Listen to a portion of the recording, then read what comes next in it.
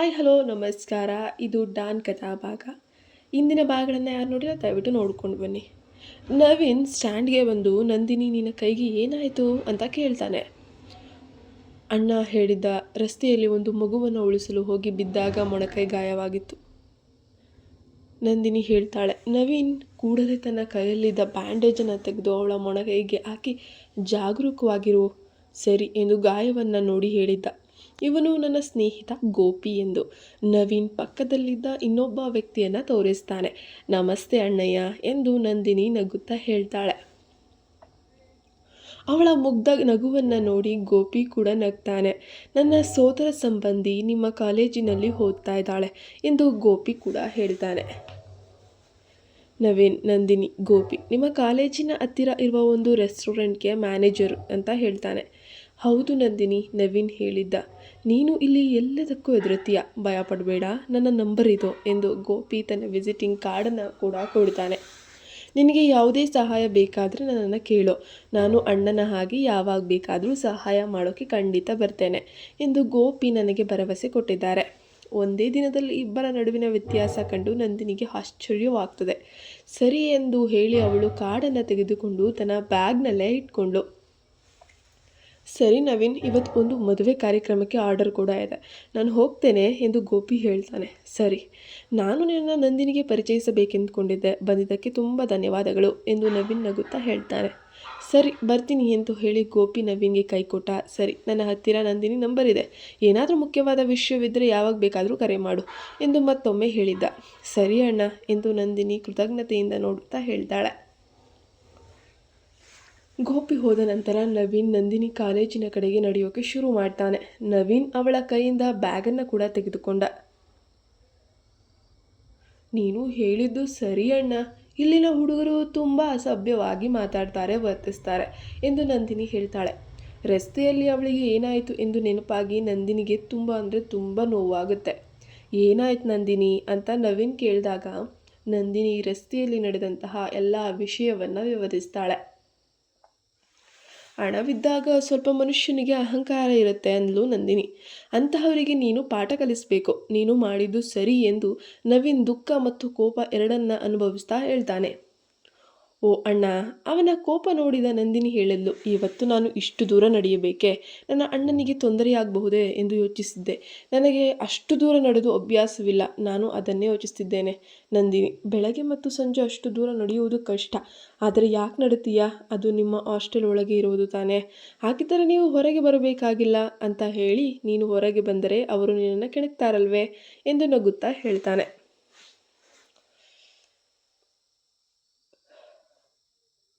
ಹೀಗೆ ಮಾತನಾಡುತ್ತಾ ಇಬ್ಬರು ಕಾಲೇಜು ಪ್ರವೇಶದ್ವಾರವನ್ನು ತಲುಪಿದ್ರು. 2 ದೊಡ್ಡ ಕಬ್ಬಿಣದ ಗೇಟ್ಗಳಿದ್ವು. ಅದರ ಮೇಲೆ ಕಾಲೇಜಿನ ಹೆಸರು ಕೂಡ ಬರೆಯಲಾಗಿತ್ತು. ನಂದಿನಿ ಮತ್ತು ನವೀನ್ ಒಳಗೆ ಅಂತ ಹೇಳಿ ಹೋದರು. 5 ಎಕರೆ ಪ್ರದೇಶದಲ್ಲಿ ಹರಡಿಕೊಂಡಿರುವಂತಹ ದೊಡ್ಡ ಕಾಲೇಜು ಆವರಣ. ದಾರಿಯುದ್ದಕ್ಕೂ ಹಚ್ಚ ಹಸಿರಿನ ಮರಗಳು, ಗಿಡಗಳು ಮತ್ತು ಕತ್ತರಿಸಿದ ಕ್ರೋಟಾನ್ ಸಸ್ಯಗಳಿಂದ ಅತಿ ಸುಂದರವಾಗಿ ಕಾಣಿಸ್ತಾ ಇತ್ತು. ಸ್ವಲ್ಪ ನಡೆದ ನಂತರ 5 ಅಂತಸ್ತಿನ ಎತ್ತರದ ಕಾಲೇಜು ಕಟ್ಟಡ ಕೂಡ ಕಾಣಿಸ್ತು. ಪ್ರಿನ್ಸಿಪಾಲರ ಕಚೇರಿ ಮೊದಲ ಮಹಡಿಯಲ್ಲಿದ್ದರೆ ಉಪನ್ಯಾಸಕರು ಮತ್ತು ಸಿಬ್ಬಂದಿಯ ಕೊಠಡಿಗಳು 2ನೇ ಮತ್ತು 3ನೇ ಮಹಡಿಗಳಲ್ಲಿ ಇದ್ವು. ಮೊದಲ ವರ್ಷದ ವಿದ್ಯಾರ್ಥಿಗಳ ತರಗತಿ ಕೊಠಡಿಗಳ ಮೇಲಿನ ಮಹಡಿಗಳ ಇದ್ದವು. ಮೇಲಿಂದ ಕೆಳಗೆ ಬರುವಾಗ ಎಲ್ಲ ಕೊಠಡಿಗಳು ಕಾಣಿಸುವಂತೆ ಕಟ್ಟಡಗಳು ವಿನ್ಯಾಸವಾಗಿತ್ತು. ಒಳಗೆ ಹೋದ ನಂತರ ನವೀನ್ ಮತ್ತು ನಂದಿನಿ ಅಲ್ಲಿನ ಅಟೆಂಡರನ್ನು ಕೇಳಿ ಪ್ರಿನ್ಸಿಪಾಲರ ಕೊಠಡಿಗೆ ಹೋದರು. ನಾನು ಬರಬಹುದೇ ಸರ್ ಎಂದು ನಂದಿನಿ ಬಾಗಿಲಿನ ಹೊರಗಿನಿಂದ ಕೇಳಿದ್ಲು. ಹೌದು, ಒಳಗೆ ಬನ್ನಿ ಎಂದು ಪ್ರಿನ್ಸಿಪಾಲ್ ಕೂಡ ಹೇಳಿದರು. ಒಳಗೆ ಬಂದವರನ್ನು ನೋಡಿದ ತಕ್ಷಣ ಅವರಿಗೆ ಇದು ಸ್ಕಾಲರ್ಶಿಪ್ ಪಡೆದ ವಿದ್ಯಾರ್ಥಿಯ ಪ್ರವೇಶ ಎಂದು ತಿಳಿಯಿತು. ದಯವಿಟ್ಟು ಕುಳಿತುಕೊಳ್ಳಿ ಎಂದು ಕುಳಿತುಕೊಳ್ಳೋಕೆ ಹೇಳ್ತಾರೆ. ನಂದಿನಿ ಅವರ ಎದುರಿನ ಕುರ್ಚಿಯಲ್ಲಿ ಕುಳಿತುಕೊಂಡ್ಳು. ತನ್ನ ಪ್ರಮಾಣ ಪತ್ರದ ಫೈಲನ್ನು ಅವರು ಚಾಚಿದ ಕೈಗೆ ಕೊಟ್ಲು. ನಂದಿನಿ ಎಂಬ ಹೆಸರನ್ನು ನೋಡಿದ ತಕ್ಷಣ ಇಂದು ಬೆಳಗ್ಗೆ ರಿಷಿ ಹೇಳಿದ ಹುಡುಗಿ ಎಂದು ಅವರಿಗೆ ತಿಳಿಯಿತು. ಒಮ್ಮೆ ನಂದಿನಿಯನ್ನು ಮತ್ತೊಮ್ಮೆ ಫೈಲನ್ನು ನೋಡಿದರು. ನಂದಿನಿಯ ಅಂಕಗಳು ತುಂಬ ಚೆನ್ನಾಗಿ ಬಂದಿರುವುದನ್ನು ನೋಡಿದ ಒಬ್ಬ ಶಿಕ್ಷಕನಾಗಿ ಅವರಿಗೆ ನಿಜವಾಗಿಯೂ ಸಂತೋಷವಾಗುತ್ತೆ. ಆದರೆ ಬೆಳಗ್ಗೆ ಆ ಹುಡುಗಿಗೆ ಹೇಳಿದ ಮಾತುಗಳು ನೆನಪಿಗೆ ಬಂದು ಸ್ವಲ್ಪ ತಪ್ಪಿತಸ್ಥ ಭಾವನೆ ಕೂಡ ಆತನಲ್ಲಿ ಮೂಡುತ್ತೆ. ಕಾಲೇಜು ಶುರುವಾಗಿ 1 ವಾರ ಆಗೋಗಿದೆ. ಇಷ್ಟು ತಡವಾಗಿ ಯಾಕೆ ಬಂದದ್ದು ಎಂದು ಅವರು ಕೇಳಿದರು. ನಮ್ಮದು ಹಳ್ಳಿಯಲ್ಲಿ ಕೃಷಿ ಕೆಲಸ, ನನ್ನ ಸ್ಥಿತಿಯಿಂದಾಗಿ ಬರಲು ಆಗಲಿಲ್ಲ ಎಂದು ನವೀನ್ ನಗುತ್ತಾ ಹೇಳಿದರು. ನಂದಿನಿ ಏನು ಮಾತನಾಡದೆ ಶಾಂತವಾಗಿ ಕುಳಿತಿದ್ಲು. ಸರಿ ಸರಿ ನಂದಿನಿ, ನಾಳೆಯಿಂದ ನೀವು ಕಾಲೇಜಿಗೆ ಬರಬಹುದು ಎಂದು ಅವರು ಪ್ರಮಾಣ ಪತ್ರಗಳನ್ನು ಪರಿಶೀಲಿಸುತ್ತಾ ಹೇಳಿದರು. ಈ ಮಾತು ಕೇಳಿ ನಂದಿನಿಯ ಮುಖದಲ್ಲಿ ನಗು ಅರಳಿತು. ಮತ್ತೊಂದು ವಿಷಯ, ನಿಮಗೆ ಹಾಸ್ಟೆಲ್ ಸೌಲಭ್ಯಗಳು ಬೇಕಾದರೆ ತಿಂಗಳಿಗೆ 20,000 ಶುಲ್ಕ ಪಾವತಿಸಬೇಕು ಎಂದು ಹೇಳುವ ಮೂಲಕ ಅವರು ಒಂದು ಸಣ್ಣ ಗಾತ್ರದ ಬಾಂಬನ್ನು ಕೂಡ ಸಿಡಿಸೇ ಬಿಟ್ರು. ಇದು ನುಂಗಲಾರದ ತುತ್ತು. ಈ ವಿಷಯ ಕೇಳಿ ಕಷ್ಟದ ಮುಂದೆ ನಂದಿನಿಯ ಮುಖದಲ್ಲಿ ನಗುವೇ ಮಾಯವಾಗಿ ಹೋಗುತ್ತದೆ.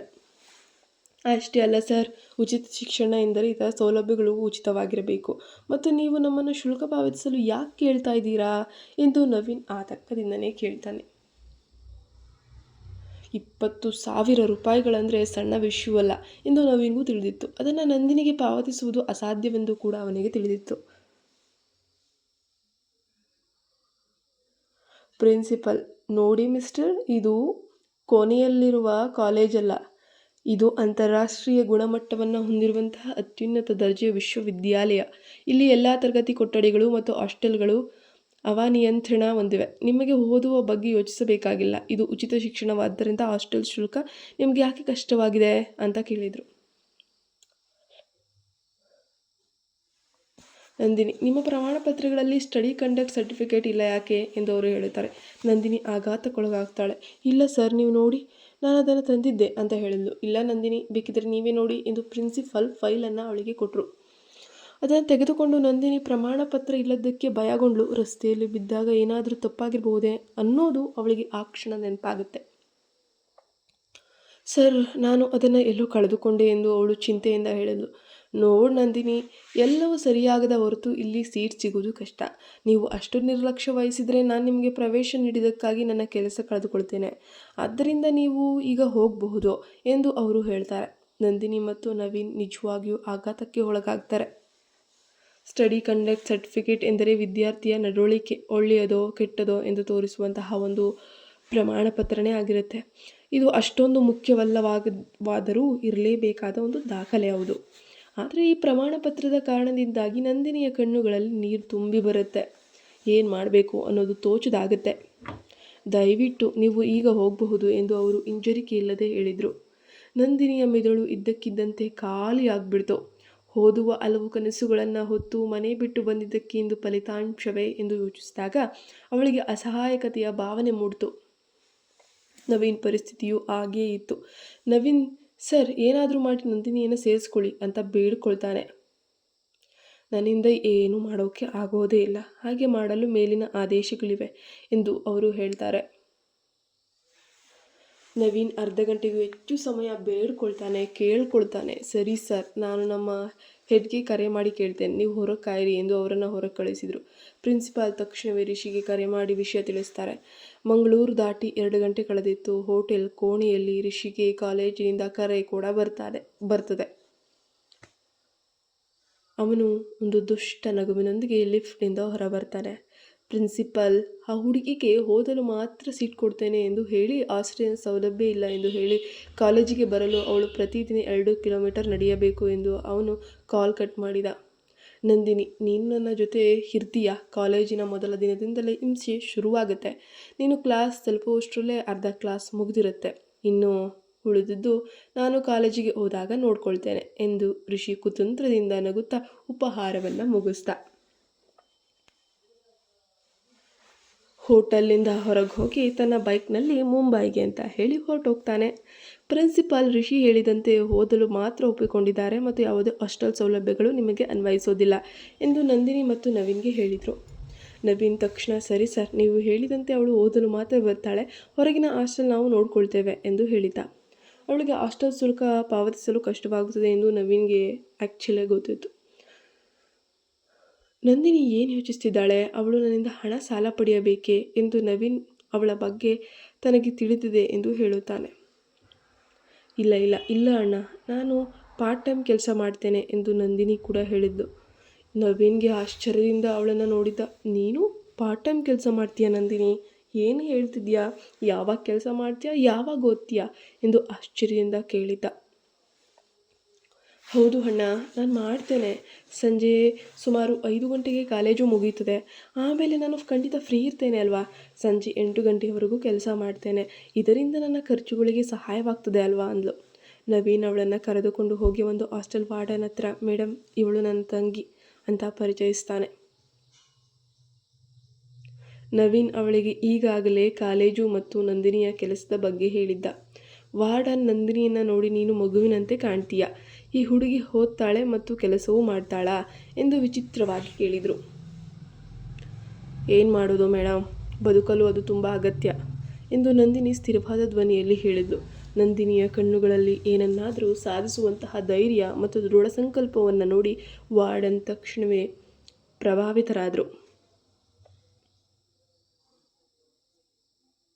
ನೋಡು, ಇಲ್ಲಿ ಹಾಸ್ಟೆಲ್ ಶುಲ್ಕ ತಿಂಗಳಿಗೆ 5,000 ರೂಪಾಯಿಗಳು. ಅವರು ಹೇಳಿದ ಕೂಡಲೇ ನಂದಿನಿ, ನವೀನ್ ಮತ್ತು ಅವನ ಕುಟುಂಬದವರು ಸ್ವಲ್ಪ ಸಂತೋಷಪಟ್ಟರು. ಬೆಳಗಿನಿಂದ ಓಡಾಡಿ ಸುಸ್ತಾಗಿದ್ರು ಮತ್ತು ತಮ್ಮ ಬಜೆಟ್ಗೆ ಸರಿಯಾದ ಹಾಸ್ಟೆಲ್ ಸಿಕ್ಕಿದ್ರಿಂದ ಅವರಿಗೆ ಒಂದು ರೀತಿ ಏನೋ ಸ್ವಲ್ಪ ನೆಮ್ಮದಿ ಅಂತ ಅನ್ನಿಸ್ಬಿಡ್ತು. ತಿಂಗಳಿಗೆ 5,000 ಮತ್ತು ಮೊದಲ ಒಂದು ತಿಂಗಳು ಮುಂಗಡ ಹಣ ಎಂದು ಅವರು ಹೇಳಿದರು. ನವೀನ್ ನಂದಿನಿ ಎತ್ತ ನೋಡಿದ. ನಂದಿನಿ ತನ್ನ ಬಳಿ ಹಣವಿದೆ ಎಂದು ಕಣ್ಣುಗಳಿಂದ ಹೇಳಿದ್ಲು. ಅಲ್ಲದೆ ನಾವು ಪ್ರತಿದಿನ ಸಂಜೆ 8 ಗಂಟೆಗೆ ಗೇಟ್ಗಳನ್ನು ಮುಚ್ತೇವೆ. ಯಾರಾದರೂ ನಿಮ್ಮನ್ನು ನೋಡಲು ಬರಬೇಕಾದ್ರೆ ಒಂದು ವೇಳೆ ಅವರು ಭಾನುವಾರ ಸಂಜೆ 5 ಗಂಟೆಯೊಳಗೆ ಬರಬೇಕಾಗ್ತದೆ ಎಂದು ವಾರ್ಡನ್ ಹೇಳ್ತಾಳೆ.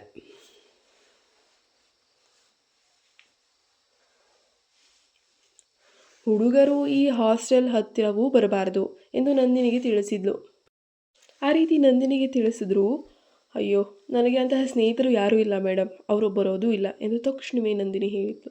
ಸರಿ, ನೀವು ಯಾವಾಗ ಸೇರಲು ಬಯಸ್ತೀರಾ ಅಂತ ಹೇಳಿ, ನಾವು ಅದಕ್ಕೆ ಮುಂಗಡ ಹಣ ಪಾವತಿಸ್ತೇವೆ ಎಂದು ವಾರ್ಡನ್ ಕೇಳಿದರು.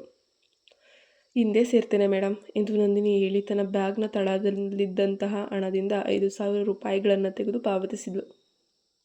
ಇಡೀ ಪ್ರಕ್ರಿಯೆಯನ್ನು ಪೂರ್ಣಗೊಳಿಸಿ ನಂದಿನಿಯಿಂದ ಸಹಿ ಮಾಡಿಸ್ಕೊಂಡು ಮತ್ತು ನವೀನ್ ಕೂಡ ಅವಳ ಜೊತೆಯಲ್ಲಿದ್ದಾನೆ ಎಂದು ಖಚಿತಪಡಿಸಿಕೊಳ್ಳಲು ಸಹಿ ಹಾಕಿದ್ಲು. ನೀವು ಹೋಗಬಹುದು, ಇಂದು ಮಹಿಳೆಯರ ಹಾಸ್ಟೆಲ್ ಎಂದು ವಾರ್ಡನ್ ನವೀನ್ಗೆ ಹೇಳಿದರು.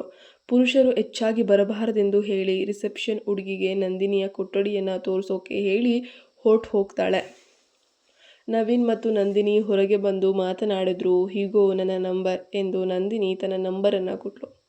ನವೀನ್ ಅದನ್ನು ತೆಗೆದುಕೊಂಡು, ಗೋಪಿ ಜೊತೆ ಮಾತನಾಡು ನಂದಿನಿ, ನಾನು ಕೂಡ ನಿನಗೆ ಯಾವಾಗಲಾದರೂ ಕರೆ ಮಾಡಿ ನಿನ್ನ ಬಗ್ಗೆ ಹೇಳ್ತೇನೆ ಎಂದನು. ಸರಿ ಅಣ್ಣ ಅಂತ ಹೇಳಿ ಅವಳು ಹೇಳ್ತಾಳೆ. ನವೀನ್ ಹೊರಡುವ ಮೊದಲು ರಿಸೆಪ್ಷನ್ ಹುಡುಗಿ ನಂದಿನಿಯನ್ನು ತನ್ನೊಂದಿಗೆ ಮೊದಲ ಮಹಡಿಯ 2ನೇ ಕೊಠಡಿಗೆ ಕರೆದುಕೊಂಡು ಹೋಗ್ತಾಳೆ. ನೋಡಮ್ಮ, ನಿನ್ನ ಜೊತೆ ಇನ್ನೂ 2 ಹುಡುಗಿಯರು ಇರ್ತಾರೆ ಅಂತ ಹೇಳಿ ಆ ಹುಡುಗಿ ಹೋಗ್ತಾಳೆ. 2 ಚೀಲಗಳೊಂದಿಗೆ ಬಂದ ನಂದಿನಿ ತನ್ನ ಹಾಸಿಗೆಯನ್ನು ನೋಡ್ತಾಳೆ. ಅವಳ ಪಕ್ಕದಲ್ಲಿ ಕುಳಿತಿದ್ದ ಹುಡುಗಿ ಅವಳ ಪಾಡಿಗೆ ಅವಳು ಓದ್ತಿದ್ಲು. ಧನ್ಯವಾದ ಹೇಳಿ 3 ಹಾಸಿಗೆಗಳಿದ್ದ ಕೊಠಡಿಯ ಕೊನೆಯಲ್ಲಿದ್ದ ತನ್ನ ಹಾಸಿಗೆಯ ಬಳಿ ನಡೆದು ತನ್ನ ಬ್ಯಾಗ್ಗಳನ್ನು ಅದರ ಪಕ್ಕದಲ್ಲಿದ್ದ ಲಾಕರ್ಗಳಲ್ಲಿ ಇಟ್ಕೊಂಡ್ಳು. ಹಾಯ್ ಎಂದು ನಗುತ್ತಾ ಸ್ವಾಗತಿಸ್ತಿದ್ದ ಅವಳ ಪಕ್ಕದಲ್ಲಿದ್ದ ಹುಡುಗಿ ನಂದಿನಿಯ ಮಾತು ಕೇಳಿ ನಮಸ್ತೆ ಎಂದಳು.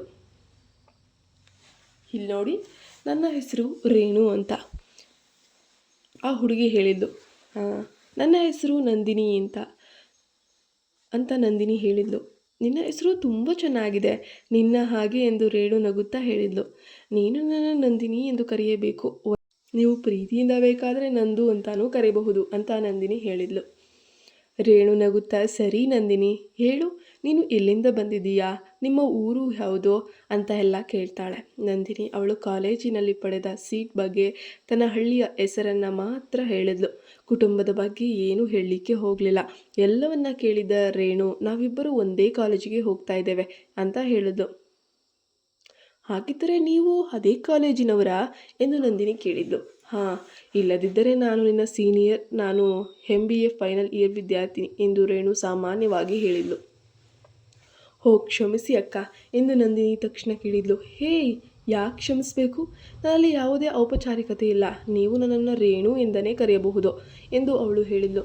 ನಂದಿನಿ ಮುಗುಳ್ನಗುತ್ತಾ, ಆಹಾ ಸರಿ ರೇಣು, ಆದರೆ ನೀನು ಕಾಲೇಜು ಹಾಸ್ಟೆಲ್ನಲ್ಲಿ ಇರದೆ ಹೊರಗೆ ಯಾಕಿದ್ದೀಯಾ ಅಂತ ಅವಳು ಕೇಳ್ಕೊಂಡ್ಳು.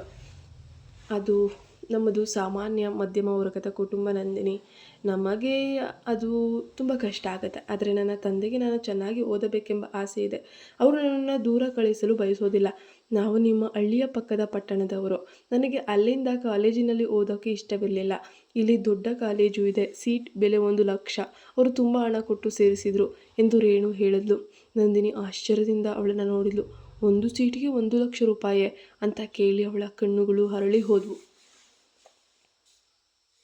ಹೌದು ನಂದಿನಿ, ನನ್ನ ತಂದೆ ತುಂಬ ಹಣವನ್ನು ಸಾಲ ಪಡೆದರು. ಆದರೆ ಕಾಲೇಜಿನಲ್ಲಿ ಹಾಸ್ಟೆಲ್ ಶುಲ್ಕ ತಿಂಗಳಿಗೆ 20,000ವರೆಗೆ ಇತ್ತು ಎಂದು ಹೇಳಿದರು. ನಾವು ರೈತರಾಗಿ ಅಷ್ಟು ಹಣ ಭರಿಸೋಕೆ ನಿಜವಾಗಿಯೂ ನಮ್ಮ ಕೈಲಿ ಸಾಧ್ಯವೇ ಇಲ್ಲ. ಹಾಗಾಗಿ ನಾನು ನನ್ನ ತಂದೆಗೆ ಹೇಳಿ ಇಲ್ಲಿಗೆ ಬಂದೆ. ಈ ಹಾಸ್ಟೆಲ್ ಶುಲ್ಕ, ನನ್ನ ಖರ್ಚುಗಳನ್ನು ಭರಿಸೋದು ನನ್ನ ತಂದೆಗೆ ಕಷ್ಟ. ಅದಕ್ಕಾಗಿಯೇ ನಾನು ಚೆನ್ನಾಗಿ ಓದಿ ಕೆಲಸದ ಮೂಲಕ ನನ್ನ ತಂದೆ ಎದುರಿಸುತ್ತಿರುವ ಸಮಸ್ಯೆಗಳನ್ನು ಪರಿಹರಿಸಬೇಕು ಅಂತ ಬಯಸ್ತೀನಿ ಎಂದು ರೇಣು ತನ್ನ ಕುಟುಂಬದ ಸಂಪೂರ್ಣ ಕಥೆಯನ್ನು ಹೇಳೇ ಬಿಟ್ಲು. ನಿನಗೆ ಖಂಡಿತ ಒಳ್ಳೆಯ ಕೆಲಸವೇ ಸಿಗ್ತದೆ ಮತ್ತು ನಿನ್ನ ತಂದೆಯ ಸಮಸ್ಯೆಗಳನ್ನು ಪರಿಹರಿಸಿ ಅವರನ್ನು ಸಂತೋಷಪಡಿಸ್ತೀಯ ಅಂತ ನಂದಿನಿ ಕೂಡ ಒಳ್ಳೆಯ ಮಾತುಗಳನ್ನೇ ಹೇಳ್ತಾಳೆ. ಧನ್ಯವಾದಗಳು ನಂದಿನಿ. ಆದರೆ ನಿನ್ನ ಪರಿಸ್ಥಿತಿ ಕೂಡ ಅವಳು ಹೇಳಿದ್ಲು. ಏನು ವಿಷಯ? ನಮ್ಮದು ನಿಮ್ಮಂತಹ ಮಧ್ಯಮ ವರ್ಗಕ್ಕಿಂತ ಕೆಳಮಟ್ಟದ ಕುಟುಂಬ. ಉಚಿತ ಸೀಟ್ ಸಿಕ್ಕರೂ ಉಳಿದ ಖರ್ಚಿಗೆ ನಾವು ಹಣ ಸಂಪಾದಿಸಬೇಕು. ಅದಕ್ಕಾಗಿಯೇ ನಾವು ಪಾರ್ಟ್ ಟೈಮ್ ಕೆಲಸ ಹುಡುಕ್ತಾ ಇದ್ದೇವೆ. ಆದರೆ ಆ ಕಾಲೇಜು ತುಂಬ ಹಣದ ಬಗ್ಗೆ ಮಾತ್ರ ಯೋಚಿಸ್ತದೆ ಎಂದು ರೇಣು ನಂದಿನಿಗೆ ಹೇಳಿದರು. ಆ ಕಾಲೇಜು ಮಂಗಳೂರಿನಲ್ಲಿಯೇ ಪ್ರಸಿದ್ಧವಾಗಿರುವಂಥದ್ದು ನೋಡಿ. ಅದರ ಅಧ್ಯಕ್ಷ ಮತ್ತು ಅವರ ಮಗ ದೊಡ್ಡ ಉದ್ಯಮಿ. ಅದಕ್ಕಾಗಿ ಅನಿಸುತ್ತೆ ಅವರು ಶಿಕ್ಷಣವನ್ನು ವ್ಯಾಪಾರವನ್ನಾಗಿ ಮಾಡ್ತಾ ಇದ್ದಾರೆ ಹಾಗೆ ಅಂತ ರೇಣು ಹೇಳ್ತಾಳೆ. ಅಧ್ಯಕ್ಷರು ಇಡೀ ಕಾಲೇಜನ್ನು ಚೆನ್ನಾಗಿ ನೋಡ್ಕೊಳ್ತಾರೆಯೇ ಎಂದು ನಂದಿನಿ ಕೇಳಿದರು. ಇಲ್ಲ ನಂದಿನಿ, ಅವರು ತಮ್ಮ ಮಗನನ್ನು ಕಾಲೇಜಿಗೆ ಹೋಗೋಕ್ಕೆ ಬಿಡೋದಿಲ್ಲ. ನಿನಗೆ ಬೇರೆ ಏನಾದರೂ ಗೊತ್ತಾ? ಅವರ ಮಗ ನಮ್ಮ ಕ್ಲಾಸ್ನಲ್ಲಿಯೇ ಇದ್ದಾನೆ ಎಂದು ರೇಣು ಹೇಳಿದ್ಲು. ನಂದಿನಿ ಆಶ್ಚರ್ಯದಿಂದ ಅವಳನ್ನು ನೋಡಿ, ಅಧ್ಯಕ್ಷರು ತಮ್ಮ ಮಗನನ್ನು ಅದೇ ಕ್ಷೇತ್ರದಲ್ಲಿ ಓದಲು ಕಾಲೇಜಿಗೆ ಸೇರಿಸಿದ್ದಾರೆಯೇ? ಇದು ಯಾವ ರೀತಿ ಅಂತ ಕೇಳಿದ್ಲು. ಹೌದು, ಅವನು ಕೂಡ ಒಬ್ಬ ವಿದ್ಯಾರ್ಥಿ. ಅವನು ತನ್ನ ಕಂಪನಿ, ಆಫೀಸ್ ಮತ್ತು ಕಾಲೇಜಿನ ವ್ಯವಹಾರಗಳನ್ನು ತನ್ನ ಮಗನಿಗೆ ವಹಿಸಿಕೊಟ್ಟಿದ್ದಾನೆ. ಅವನಿಗೆ ತನ್ನ ಮಗನ ಮೇಲೆ ತುಂಬ ಅಂದರೆ ತುಂಬ ಪ್ರೀತಿ, ಹಾಗೆ ತುಂಬ ನಂಬಿಕೆ, ಕಾನ್ಫಿಡೆನ್ಸ್ ತುಂಬ ಇದೆ. ಯಾಕಂದರೆ ಅವನು ಪ್ರತಿಯೊಂದರಲ್ಲೂ ಮೊದಲೇ ಇರ್ತಾನೆ. ಅವರು ನಿನಗೆ ಸೀಟ್ ಯಾಕೆ ಕೊಟ್ಟರು ಗೊತ್ತಾ ಅಂತ ಕೇಳಿದ್ಲು. ಯಾಕೆ ಎಂದು ನಂದಿನಿ ಕೇಳಿದಾಗ, ಅಧ್ಯಕ್ಷರು ಮುಂದಿನ ವರ್ಷ ರಾಜಕೀಯಕ್ಕೆ ಬರ್ತಿದ್ದಾರೆ. ಎಲ್ಲರೂ ಅವರನ್ನು ಸೇವಾ ಮನೋಭಾವದ ವ್ಯಕ್ತಿ ಅಂತ ಭಾವಿಸ್ತಾರೆ. ಇದೆಲ್ಲವೂ ಅವರು ಉಚಿತ ಶಿಕ್ಷಣ ನೀಡುವ ಮೂಲಕ ಒಳ್ಳೆಯದನ್ನೇ ಮಾಡ್ತಿದ್ದಾರೆ ಎಂದು ಎಲ್ಲರೂ ಹೇಳುವುದಕ್ಕಾಗಿ. ಇಲ್ಲದಿದ್ದರೆ ಇಷ್ಟು ವರ್ಷಗಳಲ್ಲಿ ಮಂಗಳೂರಿನಲ್ಲಿ ಉಚಿತ ಶಿಕ್ಷಣದ ಬಗ್ಗೆ ಯಾರೂ ಮಾತಾಡಿರಲಿಲ್ಲ ಅಂತ ರೇಣು ಹೇಳಿದರು. ಇದು ನಾಚಿಕೆಗೇಡಿನ ವಿಷಯ, ರೇಣು ಹೇಳ್ತಾಳೆ. ಓಹೋ, ಅವರು ತುಂಬ ಅಪಾಯಕಾರಿ ಅಭ್ಯರ್ಥಿಗಳಂತೆ ಕಾಣ್ತಿದ್ದಾರೆ, ನಂದಿನಿ ಹೇಳಿದ್ಲು. ಅಧ್ಯಕ್ಷರ ಬಗ್ಗೆ ನನಗೆ ನಿಜವಾಗಿಯೂ ಗೊತ್ತಿಲ್ಲ, ಆದರೆ ಅವರ ಮಗ ತುಂಬ ಅಂದರೆ ತುಂಬ ಕೆಟ್ಟವನು, ಅಪಾಯಕಾರಿ ವ್ಯಕ್ತಿ. ಆತನನ್ನು ಎದುರಾಕೊಂಡ್ರೆ ನಾವು ಉಳಿಯೋದೇ ಇಲ್ಲ ಎಂದು ರೇಣು ಹೇಳ್ತಾಳೆ. ಏನಾಯಿತು ಅಂಥದ್ದು ಅಂತ ನಂದಿನಿ ಕೇಳಿದ್ಲು. ಅವನು ಶ್ರೀಮಂತ ಮತ್ತು ಕಾಲೇಜು ವಿದ್ಯಾರ್ಥಿ ಎಂದು ಬಡಪಾಯಿ ಕೊಚ್ಕೊಳ್ತಾನೆ. ಹಾಗೂ ಅಷ್ಟೇ ಅಲ್ಲ, ಅವನು ಕಾಲೇಜಿನ ಟಾಪರ್ ಕೂಡ. ಅವನು ಹುಡುಗಿಯರನ್ನು ತಿರಸ್ಕಾರದಿಂದ ನೋಡ್ತಾನೆ. ಅವನು ಕಾಲು ಕಸದ ಹಾಗೆ ಅವಮಾನಕರವಾಗಿ ಮಾತಾಡ್ತಾನೆ ಎಂದು ರೇಣು ಹೇಳಿದ್ಲು.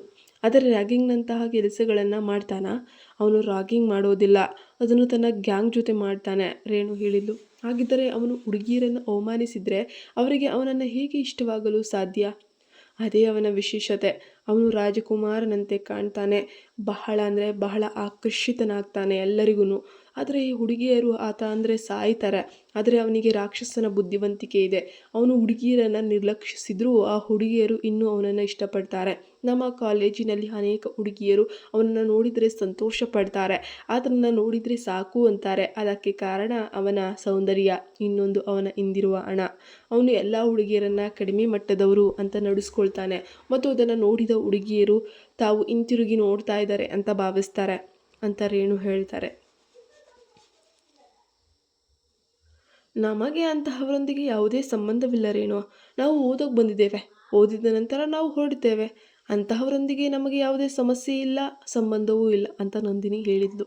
ನಾವಾಯಿತು, ನಮ್ಮ ಓದಾಯಿತು, ನಮ್ಮ ಕೆಲಸ ಆಯಿತು. ಆದರೆ ನೀನು ಸ್ವಲ್ಪ ಹುಷಾರಾಗಿರ್ಬೇಕು ನಂದಿನಿ. ನಮ್ಮ ತರಗತಿಯ ಹುಡುಗರು ಅಷ್ಟು ಒಳ್ಳೆಯವರೇನಲ್ಲ. ಜೊತೆಗೆ ಅವರೆಲ್ಲರೂ ಕೂಡ ಶ್ರೀಮಂತರೇ ಆಗಿರ್ತಾರೆ.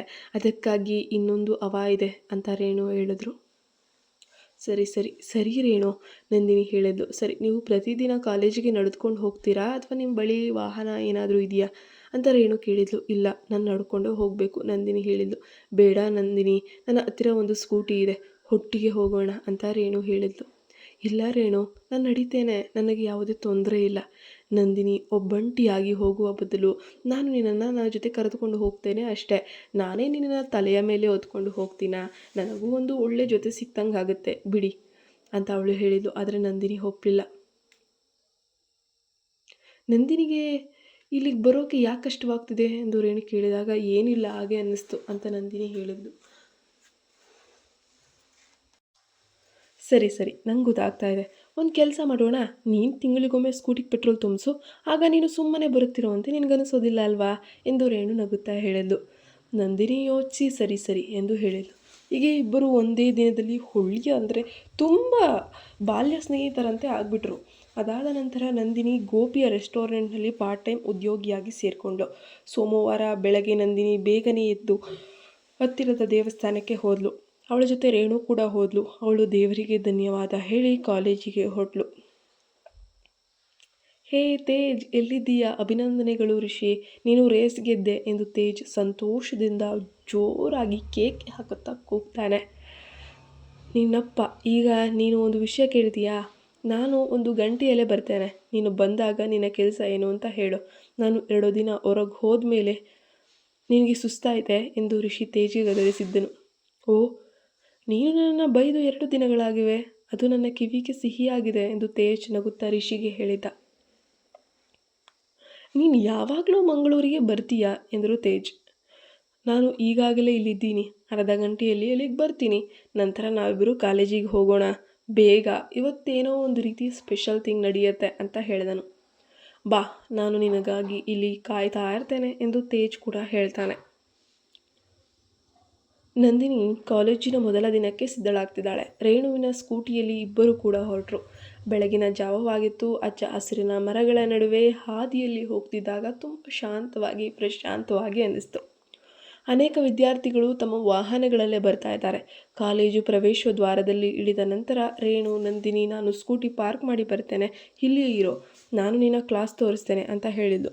ಸರಿ ರೇಣು ಅಂತ ಹೇಳಿ ನಂದಿನಿ ಹೇಳಿದ್ಲು.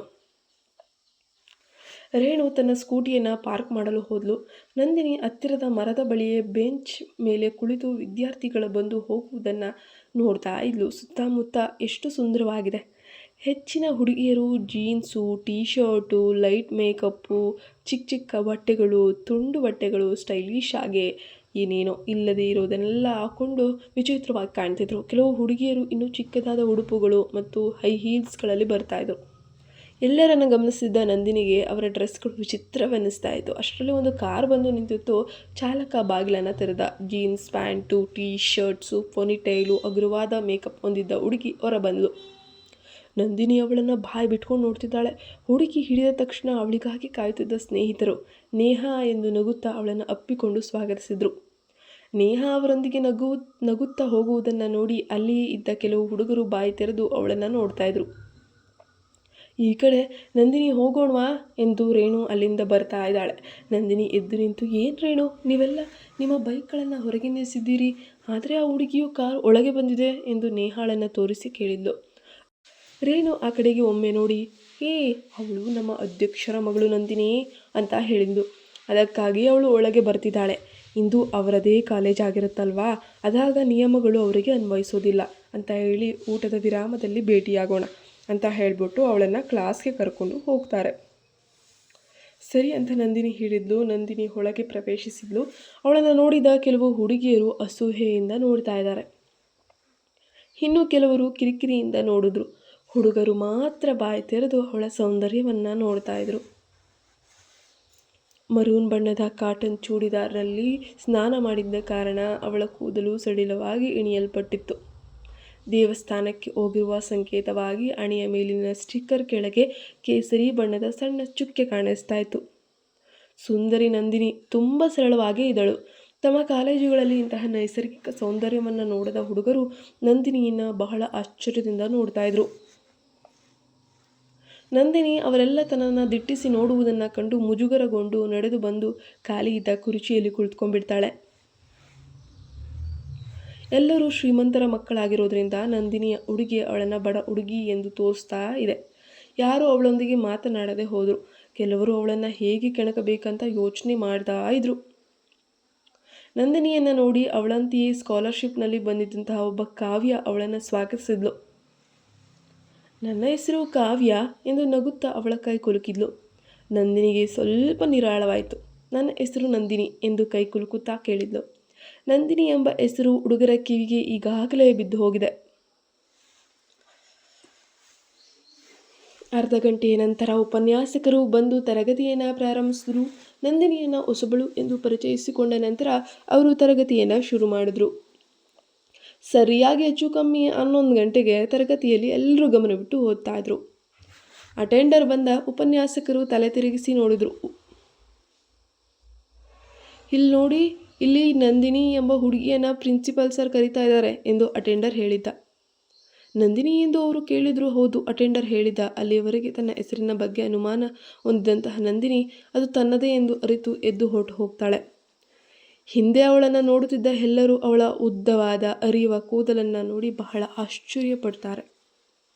ನಿಜವಾಗಿಯೂ ಕೆಲವೊಂದಷ್ಟು ಈ ಮೇಕಪ್ ಹೊಂದಿರುವ ಮಹಿಳೆಯರು ಈಕೆ ಏನೂ ಆಗ್ತಿಷ್ಟು ಸುಂದರವಾಗಿದ್ದಾಳಲ್ಲ ಅಂತ ಹುಡುಗಿಯರು ಅದನ್ನು ಕಂಡು ಅಸೂಯೆ ಪಡ್ತಾರೆ.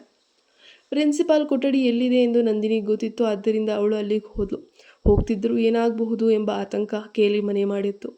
ಮತ್ತೆ ಏನಾದರೂ ಸಮಸ್ಯೆಗಳು ಎದುರಾಗ್ತವೆ ಎಂದು ಯೋಚಿಸ್ತಿದ್ದು. ನಾನು ಬರಬಹುದೇ ಸರ್ ಎಂದು ಬಾಗಿಲು ತಟ್ಟುತ್ತಾ ನಂದಿನಿ ಕೇಳಿದ್ಲು. ಒಳಗೆ ಕುರ್ಚಿಯಲ್ಲಿ ಕುಳಿತಿದ್ದವನ ಮುಖದಲ್ಲಿ ದುಷ್ಟ ನಗು ಕಾಣಿಸ್ತು. ಒಳಗೆ ಬನ್ನಿ ಎಂದು ಗಂಭೀರವಾಗಿ ಹೇಳಿದ್ದ. ಅದು ಪ್ರಿನ್ಸಿಪಾಲರ ಧ್ವನಿಯಲ್ಲ ಎಂದು ತಿಳಿದ ನಂದಿನಿ ಒಳಗೆ ಬಂದು ಕುರ್ಚಿಯಲ್ಲಿ ಕುಳಿತ. ಅಲ್ಲಿ ನಿಂತಿದ್ದ ವ್ಯಕ್ತಿಯನ್ನು ನೋಡಿದ್ಲು. ಸರ್, ನೀವು ನನಗೆ ಕರೆ ಮಾಡಿದ್ದೀರಿ ಅಂತ ಕೇಳಿದ್ಲು.